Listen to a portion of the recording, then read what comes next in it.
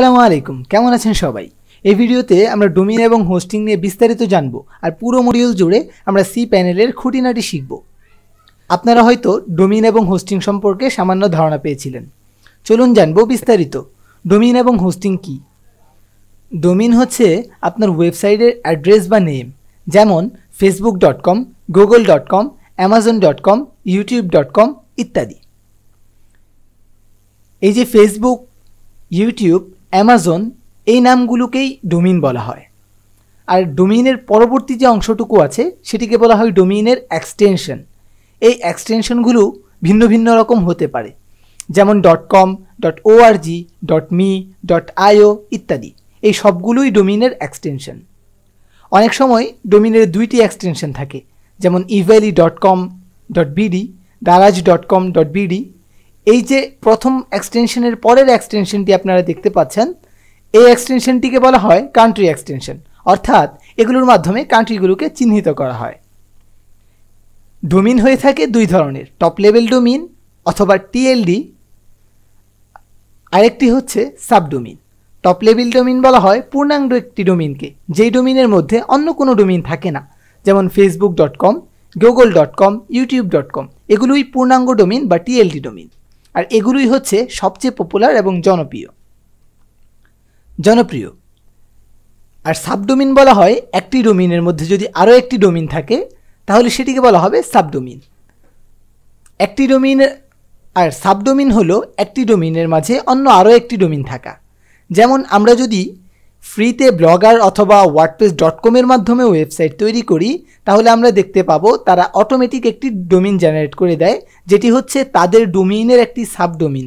যেমন আপনি তাদের ওইখান থেকে ফ্রি ওয়েবসাইট তৈরি করলে ইউআরএল বারে দেখতে পাবেন যে wordpress.yourdomainname.com, blogspot.yourdomainname.com। এই যে একটি ডটের পর আরও একটি ডট দিয়ে একটি ডোমেইন তৈরি করা হচ্ছে, সেটিকেই বলা হচ্ছে সাবডোমেইন। আশা করছি ডোমেইনের বিষয়টি স্পষ্ট করতে পেরেছি। এবার চলুন হোস্টিংয়ে। হোস্টিং বলা হয় অনলাইন ভার্চুয়াল সার্ভার বা কম্পিউটারকে, অথবা অনলাইন স্টোরেজকে। আমরা যখন আমাদের কম্পিউটারে অডিও, ভিডিও বা ডাটা রেখে থাকি, তখন কিন্তু সেগুলো আমাদের হার্ড ডিস্ক বা এসএসডিতে জমা হয়। ঠিক একইভাবে আমাদের ওয়েবসাইটে আমরা যে কন্টেন্টগুলো রাখবো সেগুলো হতে পারে অডিও, ভিডিও বা ডাটা। সেগুলোর জন্য কিন্তু অবশ্যই কোনো না কোনো স্পেস বা স্টোরেজের প্রয়োজন হবে। সেই স্টোরেজটাকেই মূলত বলা হচ্ছে হোস্টিং সার্ভার। এই হোস্টিং সার্ভারটি ঠিক আপনার কম্পিউটারের মতো একটি কম্পিউটার, তবে এখানে সার্বক্ষণিক ইন্টারনেট সংযোগ থাকে। এখানে মূলত স্টোরেজের পরিমাণ বা এসএসডি বা হার্ড ডিস্কের পরিমাণটাই বেশি হয়ে থাকে।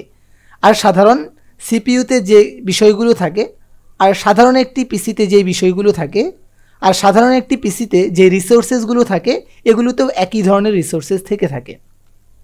হোস্টিং কয়েক ধরনের হতে পারে: shared hosting, VPS hosting, dedicated hosting. Shared hosting বলা হয় একটি কম্পিউটারে। শেয়ার্ড হোস্টিং কাকে বলা হয়? শেয়ার্ড হোস্টিং বলা হয় একটি কম্পিউটার থেকেই অনেকজন ইউজারকে ওয়েবসাইট স্টোর করার সুযোগ দেওয়া হবে। অর্থাৎ একটি কম্পিউটারের ধরুন 1 TB হার্ড ডিস্ক রয়েছে বা এসএসডি রয়েছে, এখান থেকে 1 GB করে ভাগ করে সকলকেই দেওয়া হলো, 1 GB করে ভাগ করে 1000 জনকে দেওয়া হলো, এবং 1000 জন প্রত্যেকেই এই ওয়েবসাইটে এই স্টোরেজে তাদের ওয়েবসাইটগুলোকে স্টোর করে ফেললো। এখন এই পিসির র্যাম, রোম এবং সিপিইউ সব কিছুই ভাগ হয়ে সবার মাঝেই, এখন এই পিসির যে র্যাম, রোম বা সিপিইউ আছে সেটি সবার জন্যই কিন্তু ব্যবহার হচ্ছে,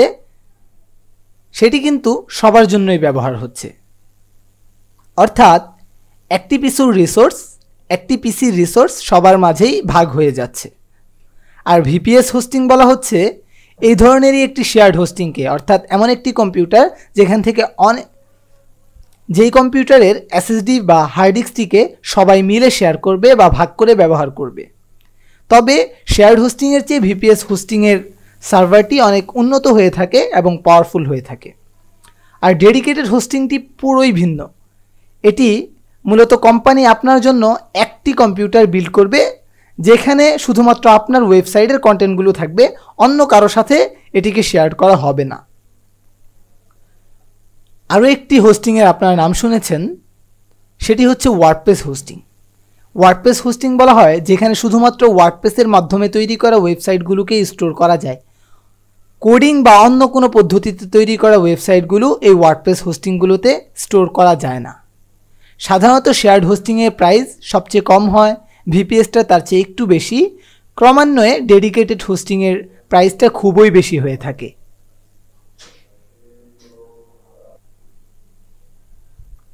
এখন জানার বিষয় হচ্ছে যে আমাদের জন্য কোন হোস্টিং প্যাকেজটি সবচেয়ে ভালো হতে পারে। আমরা যেহেতু এখন স্টুডেন্ট শিখছি, তাই যারা আমরা হোস্টিং প্যাকেজ ক্রয় করতে চাই তাদের জন্য শেয়ার্ড হোস্টিংটি বেস্ট হবে। শেয়ার্ড হোস্টিং ক্রয় করার জন্য দুইটি পদ্ধতি অবলম্বন করা যায়। প্রথমটি হচ্ছে ইন্টারন্যাশনাল কোনো ওয়েবসাইট থেকে আপনি ডোমেইন এবং হোস্টিং ক্রয় করবেন, সেটির জন্য আপনার ডুয়েল কারেন্সি একটি কার্ড লাগবে। আবার আপনি চাইলে বাংলাদেশি ডোমেইন হোস্টিং প্রোভাইডারদের থেকেও ক্রয় করতে পারবেন। বাংলাদেশে যারা ডোমেইন এবং হোস্টিং প্রোভাইড করছে তাদের মধ্যে অনেকেই ভালো রয়েছে।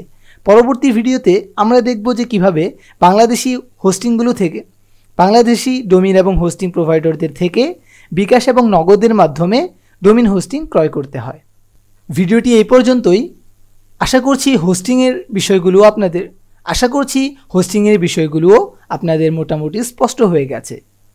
আস্তে আস্তে বিষয়গুলো আপনার কাছে পানির মতোই স্পষ্ট হতে থাকবে ইনশাআল্লাহ। ভিডিওটি এই পর্যন্তই। ভিডিওগুলো দেখার জন্য আপনাকে অসংখ্য ধন্যবাদ। আল্লাহ হাফেজ।